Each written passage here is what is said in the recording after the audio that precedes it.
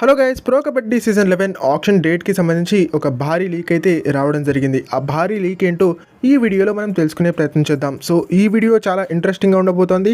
దయచేసి ఎక్కడ కూడా స్కిప్ చేయకుండా లాస్ట్ వరకు చూడడానికి ప్రయత్నం చేయండి. అండ్ వీడియో కనుక మీకు నచ్చినట్టయితే లైక్ చేయండి, షేర్ చేయండి, మన ఛానల్ని సబ్స్క్రైబ్ చేసుకుని పక్కనున్న బెల్ ఐకాన్ ప్రెస్ చేసి ఆల్ ఆప్షన్లో స్విచ్ చేసుకోండి. అండ్ ఇలాంటి మరిన్ని వీడియోస్ కోసం ఛానల్ని డైలీ ఫాలో అవడానికి ట్రై చేయండి.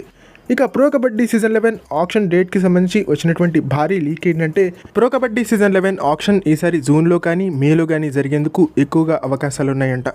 మ్యాక్సిమం మేలో జరిగేటువంటి ఛాన్సెస్ ఉన్నాయి. తప్పితే కనుక జూన్ నెలలో ఖచ్చితంగా ప్రో కబడ్డీ సీజన్ 11 ఆక్షన్ జరిగేందుకు ఎక్కువగా అవకాశాలు కనిపిస్తున్నాయి. అండ్ ఈసారి మెగా ఆక్షన్ జరిగేందుకు ఎక్కువగా ఛాన్సెస్ ఉన్నాయి. ఎందుకంటే ప్రో కబడ్డీ స్టార్ట్ అయ్యి 10 సంవత్సరాలు గడిచిపోతున్నాయి.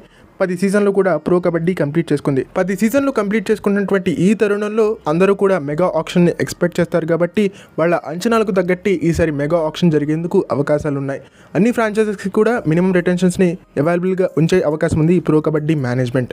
మినిమం రిటెన్షన్స్ ఉంటే మ్యాక్సిమం ప్లేయర్స్ అందరూ కూడా ఆక్షన్లోకి వస్తారు. ఏవైతే మనం వీక్ టీమ్స్ అనుకున్నామో ఆ టీమ్స్కి సువర్ణ అవకాశం ఇది. ఎందుకంటే ఒక మంచి స్క్వాడ్ని రూపొందించుకునేందుకు మ్యాక్సిమం ఆప్షన్స్ వీక్ టీమ్స్కి ఉంటాయి. అండ్ స్ట్రాంగ్ టీమ్స్ ఎలాగో వాళ్ళ దగ్గర ఉన్నటువంటి కోర్ టీమ్ని రీటైన్ చేసుకుంటారు. 2 లేదా 3 ప్లేయర్స్ని ఖచ్చితంగా రీటైన్ చేసుకుంటారు.